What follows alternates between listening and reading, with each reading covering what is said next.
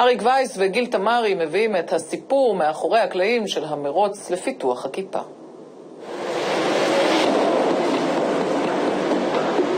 הנה 3 עובדות על כיפת ברזל שהיו ידועות עד היום רק למהנדסים הבכירים ביותר במערכת הביטחון. מנגנון ההורדה של הנשק המתוחכם הזה הושאל ממסעיות צפרדעי הזבל. היא בנויה מחלקים שנמצאו בתוך רכב צעצוע שנקנה בטויז אר אס. וראש החץ שלה עובד על רעיון מתוך סרט של סשה ברון כהן.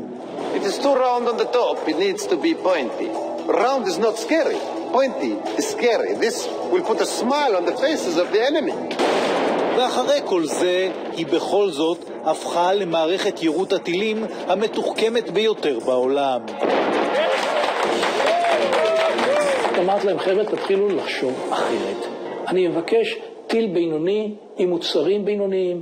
אני מבקש לא לעשות לי שום דבר חדשני, כי חדשני זה הרבה זמן. ועוד דבר נוסף, אמרתי, בונוס מיוחד יקבל כל אחד שיעתיק מפרויקטים אחרים ברפאל, או בפרויקטים אחרים בעולם. כי המדענים, ושוב, אני בתוכם אוהבים לפתח דברים, הכל שיהיה עצמאי. כאן הייתי צריך לשנות להם בכלל את כל מתווה המחשבה שלהם. איננו יכולים להראות את פניו, או לגלות את שמו, לכן נקרא לו חטא. אבל האיש הזה, הצועד בגבו למצלמה, הוא האבא של ההצלחה הגדולה, הקרויה כיפת ברזל.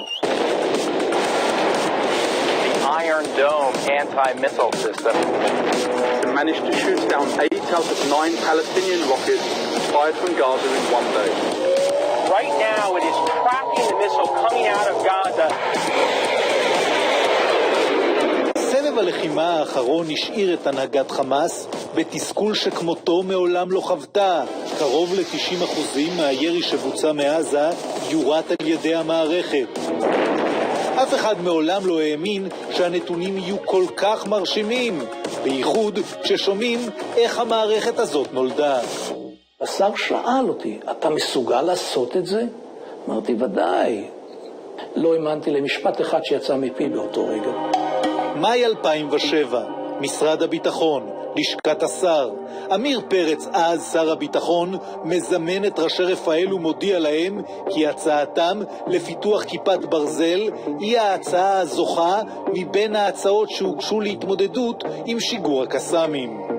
אומר לנו עמיר פרץ בצורה מאוד ברורה, שלא משתמעת לשתי פנים, אומר, אני מבקש שתעשו את הפרויקט הזה ב-30 חודש. 30 חודש אני אעביר את הנקודה הזאת מבחינה טכנית. הפרויקט הקודם של טיל דומה לזה, לקח בערך 12 שנה לפתח. והדבר השני שהוא זרק, אני לא רוצה שטיל כזה יעלה הרבה כסף. התחנה הראשונה של חטא בדרך להורדת העלויות הייתה הבוידם בביתו. באחד מהימים עליתי לבוידם שם לעשות קצת ניקיון, ומצאתי מכונית עם שלט רחוק. במכונית היה שם רכיב מסוים שאמרתי, זה יש לי גם בטיל. אבל הרכיב היה מפלסטיק והכל. לקחתי את הרכיב הזה, חתכתי אותו, הבאתי אותו למעבדות רפאל, אמרתי, תבדקו לי את הדבר הזה אם הוא עומד בתנאי סביבה קשים. חום, קור, רעידות, כל מה שבדרך כלל עושים שעובר על טיל במעופו הבליסטי. ולמה חשבת שזה יעבור? משום שאם הוא עמד 15 שנה בבוידם אצלי, בתנאים, לא תנאים, והוא עבר את כל האינקוויזיציה של הבן שלי, סביר להניח שאולי יש לו איזה סיכויים גם לעמוד במערכת טיל. הם בדקו, אמרו, עומד בכל התנאים. היצרן הסיני של הצעצוע מקבל הודעה שבישראל רוצים חלק ממכונית הצעצוע שבנה פעם.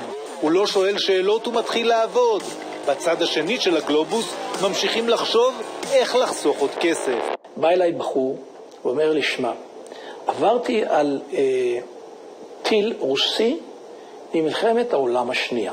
אני מדבר על בחור עולה מברית המועצות. אמרת לו, לך על זה. זה היה ההוזלה הכי משמעותית בטיל הזה, כאשר יש לנו מוצר שבדרך כלל עולה לנו $1,500, עלה לי כאן 10 סנט.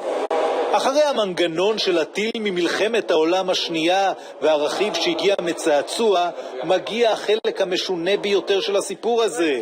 איך מחדדים את הראש של הטיל שהיה עגול מדי. It is too round on the top. It needs to be pointy. Believe me, sir, if I could make the device even a little more pointy, I would, but I simply cannot. לכל טיל יש ראש. הראש הזה זה העיניים שלו שמסתכלות קדימה ומחפש את המטרה. אבל הצורה שלו היא לא צורה אווירודינמית. ואז עשינו איזשהו מנגנון מפלסטיק שיש לו צורה של פירמידה עגולה. אז הטיל יכול לנוע יותר מהר, צריך מנוע יותר קטן, הביצועים שלו יותר טובים. הסיפורים האלה אולי נשמעים משעשעים בדיעבד, אבל החשיבה מחוץ לקופסה היא זו שעשתה את ההבדל. הצוות שעבד על הפרויקט הזה לא עצם עין במשך קרוב ל3 שנים. מנסה למצוא פתרון לבעיה שנחשבה אז לא פתירה לחלוטין. גם בסביבה הקרובה, גם בגופי ביטחון שונים, לא האמינו שאפשר לעשות את זה, ואני חושב שבדיעבד זה הסתבר שטעו. צדיק הוא האיש שריכז את הפרויקט מטעם מפעט במשרד הביטחון, והוא מצהיר שעדיין לא הפנמנו את המהפכה האמיתית שהביאה איתה מערכת כיפת ברזל.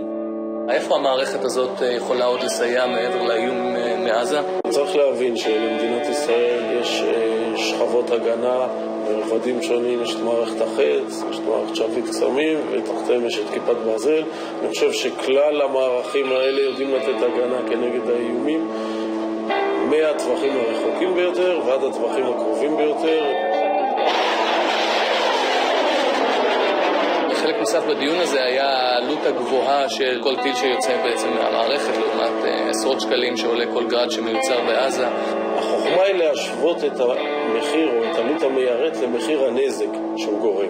גם אפוד קרמי שמגן על בן אדם עולה אלפי שקלים כנגד כדור שעולה סנטים בודדים.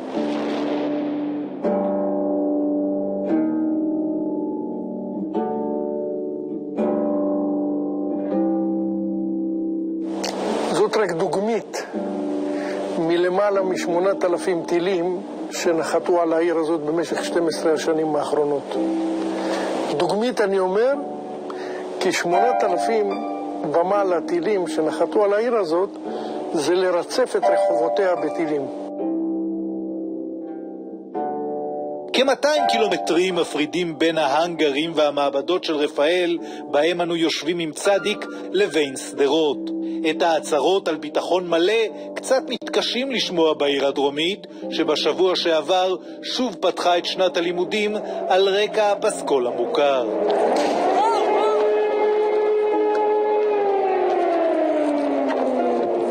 כיפת ברזל למעשה באה בסערה שתגן על שמיה של סדרות ועל יישובי עוטף עזה.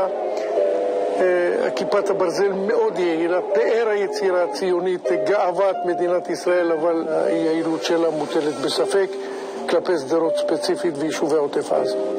האם כיפת ברזל פספסה את המטרה שלשמה נבנתה? במערכת הביטחון מתעקשים שלא. אני אגיד את זה באופן פורמלי. מערכת כיפת ברזל יודעת להגן על סדרות בצורה מצוינת, באחריות. ההחלטה איפה פורסים את הסוללות היא החלטה צה"לית, מטכ"לית, היא לא החלטה של מפעט או משרד הביטחון. ישנם הרבה מאוד שיקולים כדי להחליט שמציבים סוללה בבאר שבע ולא בסדרות.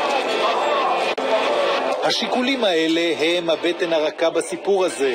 הרבה מאוד איומים, מעט מדי סוללות. אל 4 מערכות כיפת ברזל שפועלות היום, הצטרפו בשנים הקרובות 6 סוללות נוספות.